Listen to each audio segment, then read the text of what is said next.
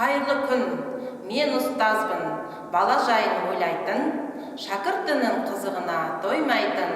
Мен Жолдасова Аңса Калмашевна Нұрсұлтан Әлімқұлов атындағы орта мектептің бастауыш сынып мұғалімі.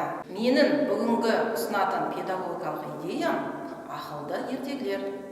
Мақсатым бастауыш сынып оқушыларына білім беруде мультимедиалық технологияны пайдалана отырып, әріп пен дыбысты үйретудің тиімді жолын ұсынамын. Сауат ашу пәніне мультимедиалық әдіс арқылы жасаған сабағымның үлгісіне назар аударыңыздар. Жаңа жыл қарсаңына қарай орман жануарлары Аязадаға хат жазып сыйлық алмақшы болады. Алайда ешқайсысы әріп танымайды екен. Ақылдаса келе, орман жануарлары жиналып Данагөй үкіге келіпті. Үкі хат танитын, жаза алатын бірден бір құс екен. Үкі жануарлардың өтінішін тыңдап, былай жауап қатыпты: менің сендерге бір шартым бар. Егер берілген тапсырмалардан мүдірмей өтсеңіздер, мен сіздерге әріп танытып, хат жазуды үйретемін. Жануарлардың бәрі келіседі. Үкі жануарларға тапсырма беруін бастайды.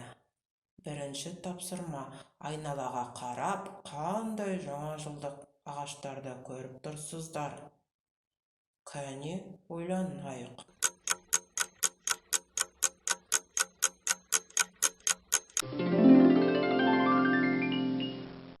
Екінші тапсырма: шыршаның түсі қандай болады?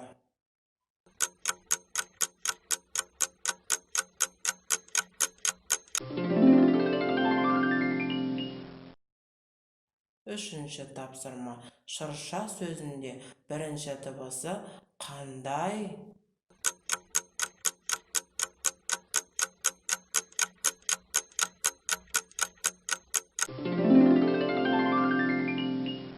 Жарайсыздар.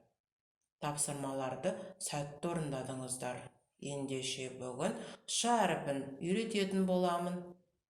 Үкі Данагөй жануарларға барлық әріпті үйретіп, барлық жануарлар Аязадаға өз хаттарын жолдап, жаңа жылдың сыйлықтарын алып, үкіге рахметін айтыпты. Ақылды ертегілер әдісін пайдалану нәтижесінде балалар қашықтан оқу барысында сабақты тез, оңай меңгеріп алады.